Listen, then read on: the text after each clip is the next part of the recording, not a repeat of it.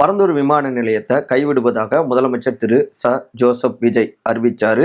இதை ஒட்டி தாவேகாவினர் கொண்டாடிக்கிட்டு இருக்காங்க. அந்த பரந்தூர் ஏகனாபுரம் கிராமத்து மக்கள்லாம் இனிப்புகள் வழங்கி கொண்டாடிக்கிட்டு இருக்காங்க. இன்னொரு பக்கம் இதனால தொழில் வளர்ச்சி பாதிக்கப்படும் அப்படின்னு கடுமையாக திமுக விமர்சிச்சுக்கிட்டு இருக்காங்க. சரி, ஏன் வேண்டும் விமான நிலையம் பரந்தூர்ல அப்படின்னு திமுகவினர் என்ன தெரிவிக்கிறாங்க அப்படின்னா, அதனால நிறைய தொழில் முதலீடுகள், பன்னாட்டு முதலீடுகள் இங்க தமிழ்நாட்டுக்கு வரும்.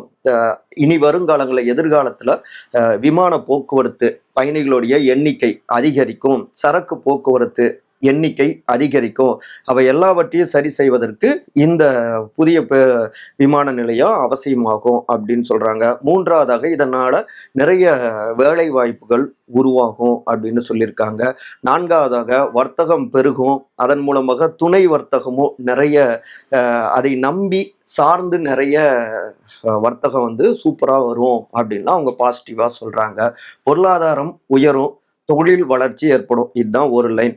இந்த பக்கம் சுற்றுச்சூழல் ஆர்வலர்கள் பரந்தூர் விமான நிலையம் வேணாம் அப்படின்னு அவங்க கொண்டாடுறாங்க. அவங்க சொல்வதற்கு முக்கியமான காரணம், இது நீர்பிடிப்பு பகுதிகள், வேளாண்மை சூப்பரா நடந்துகிட்டு இருக்கக்கூடிய ஒரு ஏரியா. அந்த வேளாண்மையை அழிச்சு, விவசாய உற்பத்தியை அழிச்சு அந்த இடத்துல ஒரு விமான நிலையம் வேணுமா அப்படின்னு கேட்குறாங்க. ரெண்டாவது, இங்கே கிட்டத்தட்ட 63.86% மேலே விவசாய நிலங்கள் இருக்கு. எல்லாவற்றையும் அழிக்கணுமா? மூணாவது, இங்கே கிட்டத்தட்ட முப்போகம் விளைவிக்கக்கூடிய அளவில் கிட்டத்தட்ட 2900 ஏக்கர் 2900 ஏக்கர்ஸ் மேலே இங்கே இருந்துகிட்டு இருக்கு, விவசாயம் செய்யப்பட்டு கொண்டு இருக்கு. அதை அழிக்கணுமா அப்படின்னு கேட்குறாங்க.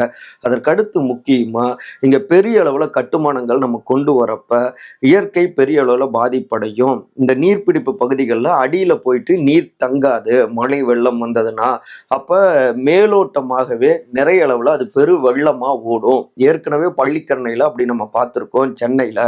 இப்போ இங்கேயும் பரந்தூர்ல நீர்நிலை பிடிமான பகுதிகளில் தான் இந்த விமான நிலையம் வருதுன்னு சொல்றாங்க.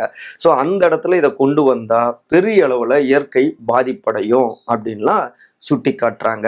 இதை தாண்டி இன்னும் நிறைய விஷயங்களும் இருக்கு. இந்த லிங்க்ல விரிவாக நம்ம பேசியிருக்கோம்.